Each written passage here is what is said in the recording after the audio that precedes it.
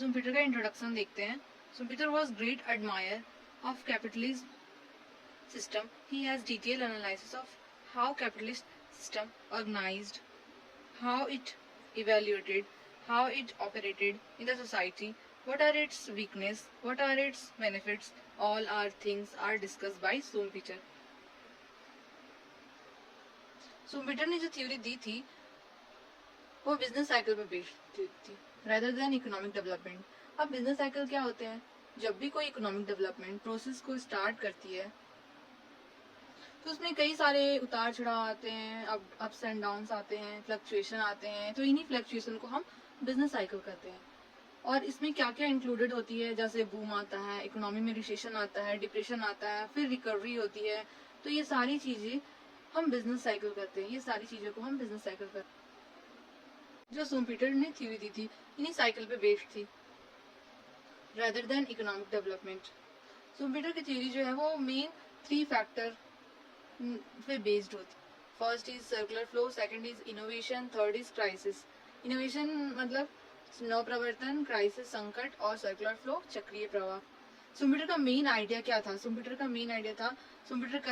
कहता है कि जब इकोनॉमी में डेवलपमेंट स्टार्ट होती है तो वहाँ सबसे पहले सर्कुलर फ्लो चल रहा होता है, इक्विलिब्रियम की सिचुएशन होती है.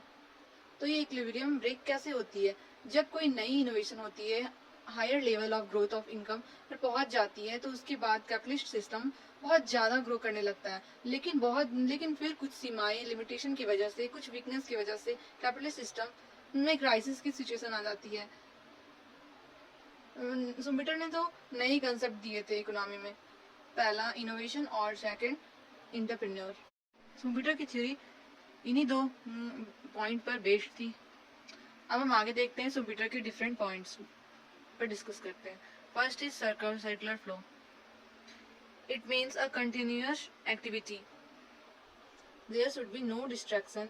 It is a characteristics of a stationary state. अब स्टेशनरी स्टेट क्या होता है? जहाँ पर कांस्टेंट इनकम होती है, कांस्टेंट एम्प्लॉयमेंट होती है, कांस्टेंट पर कैपिटा इनकम होता है, constant stationary standard of living होती है. मतलब जो सिचुएशन जैसे रहती है वैसे चलती है, स्टेगनेंट रहती है, वहां पर कोई भी चेंजेस नहीं होते. Next, all economic activities are repetitive. जितने भी इकोनॉमिक एक्टिविटीज है, मैन्युफैक्चरिंग की, ट्रेड की, एम्प्लॉयमेंट की, इससे रिलेटेड वो सब रिपीट होती रहती है. सेम डेवलपमेंट पर चेंज नहीं होती, यहाँ पर कोई भी चेंजेस नहीं होते. Next, demand and supply are equal. Demand and supply are equal to every point of time. हर पॉइंट ऑफ टाइम पर इक्वल होते हैं, उनमें कोई भी चेंजेस नहीं होता. Next, firms operate under competitive equilibrium. जो फर्म है वो कॉम्पिटिटिव इक्विलिब्रियम में काम करती है, वहां पर मोनोपोलिस्ट टेंडेंसी नहीं होती. सारी फर्में इक्वली कॉम्पिटिटिव स्पिरिट में बिहेव करती है. ऐसा सर्कुलर फ्लो चल रहा होता है. साइड में फिगर देख सकते हैं आप सर्कुलर फ्लो का. Second is innovation. Innovation is defined as change in existing production system to be introduced by entrepreneur to reduce cost and increase profit. अब इनोवेशन क्या होती है? प्रोडक्शन सिस्टम जो हमारा एग्जिस्टिंग चल रहा है उसमें कोई भी नया चेंजेस इंट्रोड्यूस करना. क्यों इंट्रोड्यूस किया जाता है ये चेंज? इसलिए ताकि प्रॉफिट इंक्रीज हो सके और कॉस्ट रिड्यूस हो सके. अब इसमें क्या क्या चीजें आती है? First is innovation of a new product. Second, innovation of a new sources of raw material. Third is innovation of a new market. Fourth is innovation of a new technique of production. ये सारी चीजें किसी भी तरह से new innovation हो सकती है किसी भी फील्ड में. इस इनोवेशन की वजह से जो प्रोडक्शन के कॉस्ट होते हैं वो कम हो जाते हैं और जो प्रोडक्शन से मिलने वाले प्रॉफिट होते हैं वो बढ़ जाते हैं. Third is role of entrepreneur. Entrepreneur Schumpeter की थ्योरी में बहुत ज्यादा इम्पोर्टेंट रोल होता है एंटरप्रेन्योर का. मतलब सुम्पीटर की जो थ्योरी है वो इसी एक एंटरप्रेन्योर के अराउंड रिवॉल्व करती है पूरी प्रोडक्शन की प्रोसेस में.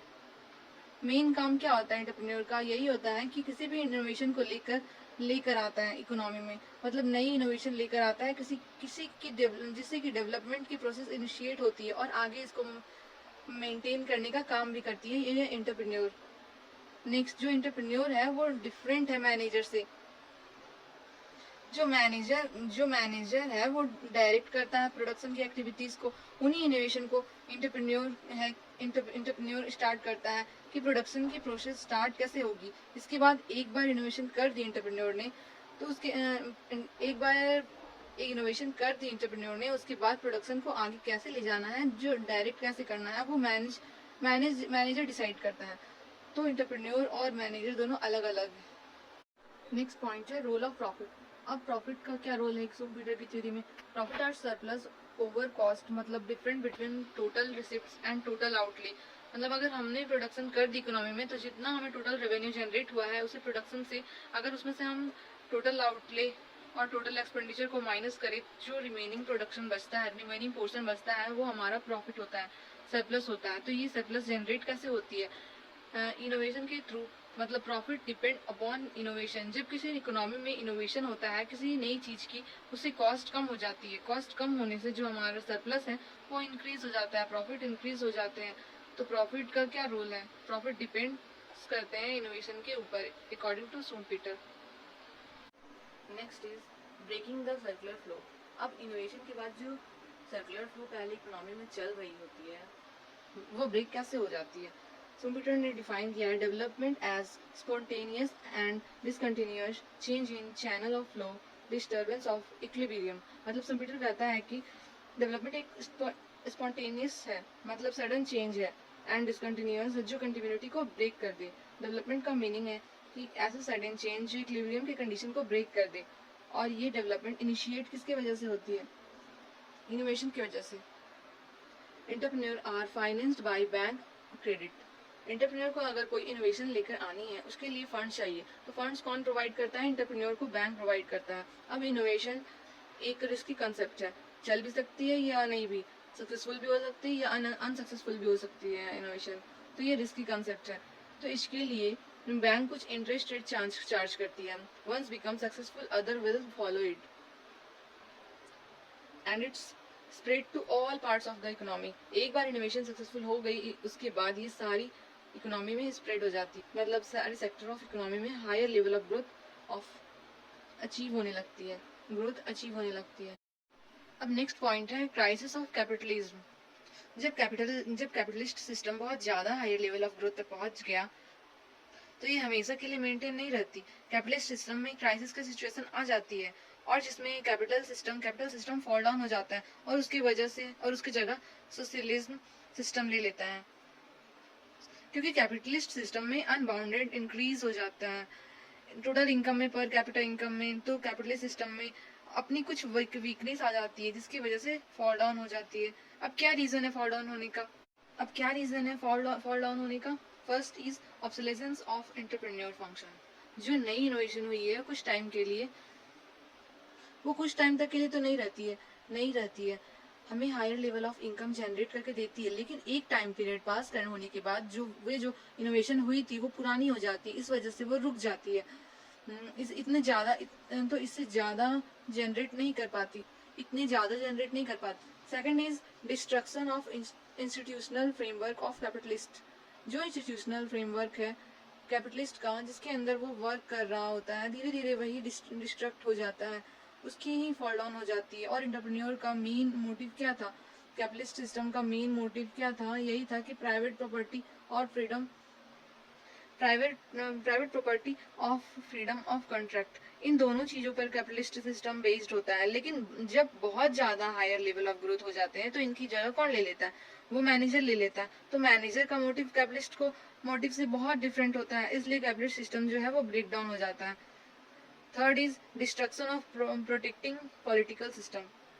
जो पॉलिटिकल सिस्टम पहले कैपिटल सिस्टम को प्रोटेक्ट कर रहा था, कैपिटल सिस्टम अपनी ही वीकनेस की वजह से उसे ही ब्रेक कर देता है, जिसकी वजह से इंटर कैपिटल सिस्टम भी ब्रेक डाउन हो जाता है। जैसे फॉर एग्जांपल जो बड़े बिजनेसमैन हैं वो पॉलिटिकल फील्ड में आने लगते हैं, उससे प्राइमरी मोटिव था प्रॉफिट अर्निंग का, वो पीछे रह जाता है। इसलिए इसी वजह से जो कैपिटलिस्ट सिस्टम का फॉल डाउन हो जाता है। Okay, thank you friends. This is all about Pieter's theory question to come from this topic every year. Thank you, friend.